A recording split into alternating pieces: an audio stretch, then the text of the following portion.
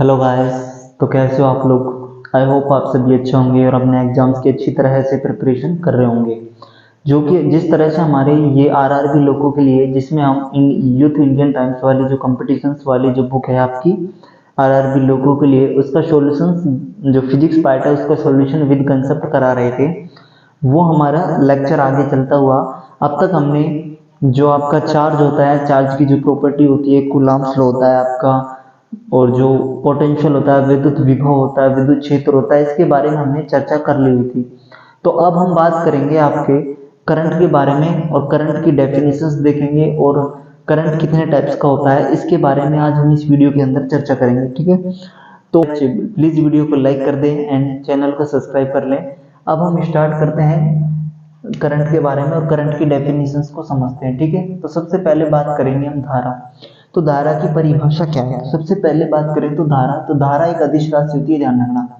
तो इसकी जो परिभाषा है वो होती है किसी भी चालक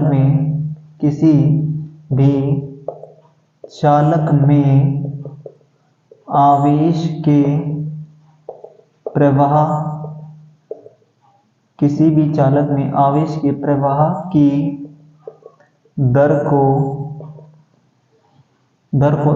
विद्युत धारा कहते हैं। विद्युत धारा कहते हैं। ठीक है, मतलब समझे कि किसी भी चालक में आवेश के प्रवाह की दर को हम क्या कहते हैं? विद्युत धारा कहते हैं।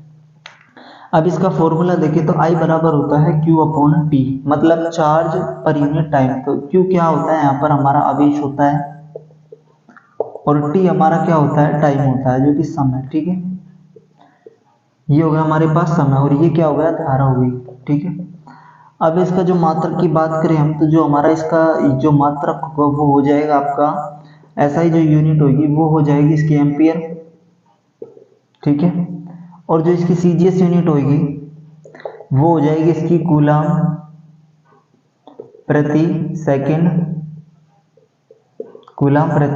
सेकंड। इसकी दिशा की बात करें तो प्रवाह की जो दिशा होती है वो इलेक्ट्रॉनों के विपरीत दिशा होती है। इलेक्ट्रॉनों के विपरीत होती है। ठीक है, अब एक और बात करें तो यह वेक्टर्स हम लोग को फॉलो नहीं करता। क्या नहीं करता? यह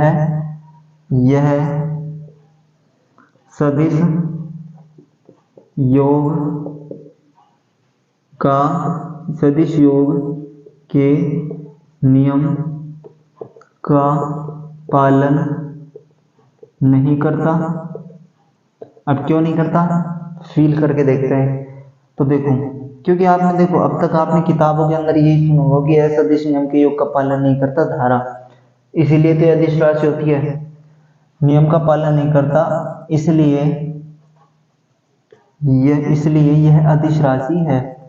इसलिए यह अदिश राशि है। मतलब कह सकते हैं कि धारा एक ऐसी राशि होती है, धारा एक अदिश राशि है। ठीक है, ये हो गया। अब क्यों नहीं करता ये समझो। जो हमारा वेक्टर लॉ होता है ना, वो ये कहता है, मान के चलो कि हमारे पास दो वेक्टर है। ठीक है, ये A वेक्टर है, ये B वेक्टर है और ये C वेक्टर है। तो जो हमारा सदिश नियम कहता है वो ये कहता है कि C वेक्टर बराबर हो जाएगा A प्लस B वेक्टर के। ठीक है, A वेक्टर और B vector is equal to होता है C वेक्टर। ये तो हमारा कहता है सदिश नियम। जबकि जो करंट वाला जो वो कहता है वो कहता है कि मान के चलो कि हमारे पास ये करंट है 10 एम्पियर का, इस वायर के अंदर फ्लो रहा है। कोई दूसरा वायर है जिसके अंदर मैंने 2 एम्पियर करंट यहाँ से भेज दिया है और एक और वायर है जिसमें यहाँ से 1 एम्पियर करंट आ रहा है। तो बताइए इस वायर से अंदर कितना करंट फ्लो होगा? ठीक है, तो हमें पता है कि यहाँ से मान के चलो कि यहाँ से 10 एम्पियर करंट इस पॉइंट पर आ रहा है, इधर से 2 निकलेगा, कितने बचा? 8 एम्पियर। इस पॉइंट पर अब 8 एम्पियर करंट बचा हुआ है। एक यहाँ से आ गया, कितना होगा? 9 एम्पियर। इसका मतलब है 9 एम्पियर करंट यहाँ से फ्लो होगा। तो ये जो होता है वो ना कि ये वेक्टर्स हम लोग को तो फॉलो नहीं कर रहा। अगर ये वेक्टर्स हम लोग को फॉलो करता तो इस तरह की कोई डायरेक्शन होती, जबकि हमने देखा है कि ये तो एक सिंपल मैथ को फॉलो कर रहा है। तो इसलिए हम कहते हैं कि यह वेक्टर्स हम लोग को फॉलो नहीं करता। ठीक है, तो इसलिए इसे किस रूप में रखा गया? अदिश। कहते हैं कि हम धारा एक अदिश राशि होता है, इसलिए कहते हैं क्योंकि ये वेक्टर्स हम लोग को फॉलो नहीं करता। ये बेसिक लो, ये तो बेसिक मैथ है। चूंकि हम देख रहे हैं कि 2 एम्पीयर जा रहा है तो घट रही है बढ़ रही है, तो इसलिए हम कहते हैं कि ये सदिश नियम का पालन नहीं करता। ठीक है, तो यहाँ तक हो जाता है आपका इलेक्ट्रॉन, यहाँ तक हमने जो होता है वो ये होता है करंट का चैप्टर। ठीक है, तो करंट आपके लिए इतना ही है। ठीक है, अब हम बात करते हैं टाइप्स ऑफ करंट के बारे में कि करंट के टाइप्स कितने होते हैं। ठीक है, तो हम देखते हैं कि करंट कितने भागों में आपने डिवाइड किया गया है। तो देखो करंट को 2 भागों में डिवाइड किया गया है। एक होता है आपका एसी करंट, एक होता है डीसी करंट। एसी करंट का मतलब होता है अल्टरनेटिंग करंट और डीसी करंट का मतलब होता है डायरेक्ट करंट। ठीक है, अल्टरनेटिंग करंट का मतलब होता है परिवर्तित धारा, जबकि डीसी करंट का मतलब होता है डायरेक्ट करंट अपरिवर्तित धारा। ठीक है, अब देखो इसके बीच डिफरेंस करेंगे हम और देखेंगे कि कौन सी धारा कितनी, क्या इनके बीच अंतर है और कौन सी धारा का कब यूज और कहाँ आता है, किसका सिंबल क्या है, तो हम इसके बारे में देखते हैं। ठीक है, तो देखो यहाँ पर मान के चलो मैं इसे 2 भागों में डिवाइड कर देता हूँ। यहाँ पर लिख रहा हूँ एसी करंट, ठीक है, लिख लो अल्टरनेटिंग करंट,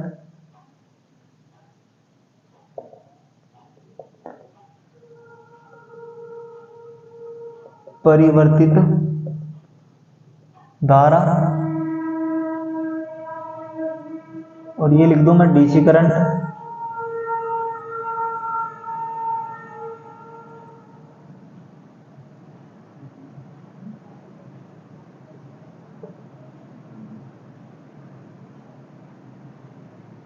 इसे यहां पे लिख सकता हूं मैं प्रत्यावर्ती धारा,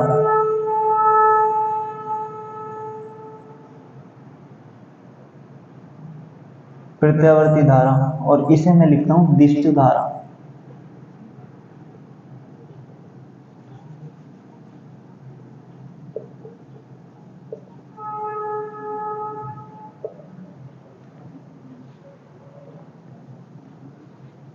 देखो अल्टरनेटिव करंट, परिवर्तित धारा या प्रत्यावर्ती धारा, डायरेक्ट करंट, डीसी करंट या दिष्ट धारा, तो ये इसके नाम हो जाते हैं। ठीक, तो सबसे नंबर फर्स्ट में इसका डिफरेंस देखते हैं कि इन दोनों के बीच क्या डिफरेंस है। तो सबसे पहला डिफरेंस है ये जो होती है वो इस तरह से चलती है विद रिस्पेक्ट टू टाइम और करंट का, और ये जो चलती है वो इस तरह से चलती है, ये होता है current with respect to time. ठीक है, नंबर एक।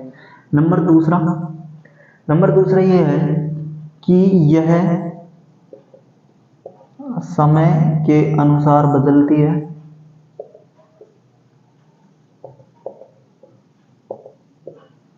और जबकि नंबर 2 पे यह समय के अनुसार नहीं बदलती। ठीक है, नंबर 3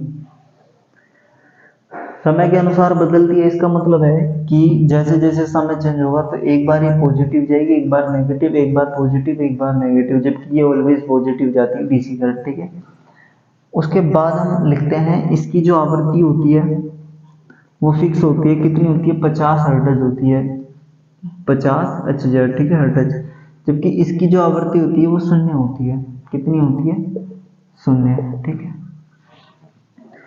नंबर 4 पे लिखें इसके सिंबल की बात करें तो एसी जो करंट होता है इसका सिंबल ये होता है, जबकि जो डीसी करंट होता है उसका सिंबल ये होता है, ये इसका पॉजिटिव टर्मिनल, ये इसका नेगेटिव टर्मिनल होता है। ठीक है, नंबर 5 पे इसकी बात करें तो इसका जो यूज होता है एसी करंट का यूज, इसका यूज हमारे घरों में किया जाता है, हमारे घरों में किया जाता है, जबकि इसका जो यूज होता है,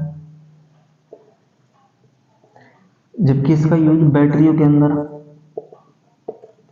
सेलों के अंदर किया जाता है। ठीक है, नंबर 6 की बात करें तो यह ऊष्मीय प्रभाव को दर्शाते, यह केवल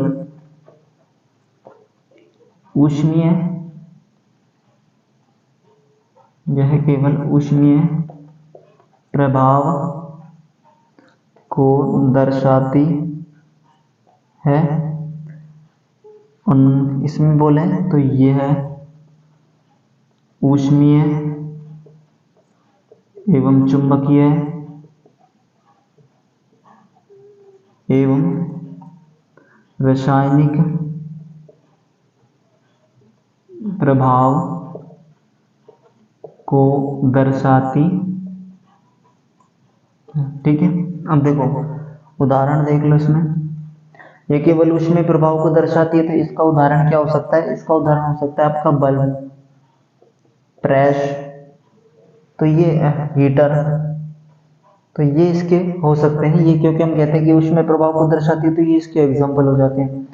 इसकी बात करें तो इसके अंदर हम देखते हैं ये ऊष्मीय प्रभाव, चुंबकीय प्रभाव, तो ऊष्मीय प्रभाव के तो यही उदाहरण है, ठीक है, सेम यही रहेंगे इसके उदाहरण। जबकि चुंबकीय प्रभाव के उदाहरण देखें आप, तो ये आपका जो जनरेटर होता है, जो आपके पंखे होते हैं, ठीक है, तो उनके अंदर इसका यूज किया जा सकता है। जबकि रासायनिक प्रभाव का देखें तो रासायनिक प्रभाव में आप इसका लिख सकते हो आयनीकरण में, आयनीकरण में इसका यूज होता है, और विद्युत लेपन में भी हो सकता है। तो ये इसके हो गए एग्जाम्पल। तो यहाँ तक हमने देखा एसी करंट और डीसी करंट के बीच क्या डिफरेंस है, करंट की क्या डेफिनेशंस है। तो आई होप आपको वीडियो पसंद आई होगी। अगर वीडियो पसंद आई तो प्लीज़ वीडियो को लाइक करें और अपने दोस्तों को शेयर करें और चैनल को सब्सक्राइब कर लें। और इससे रिलेटेड कोई भी प्रॉब्लम है तो प्लीज़ कमेंट बॉक्स में बताएं। And thanks for watching the video and see you again, bye bye.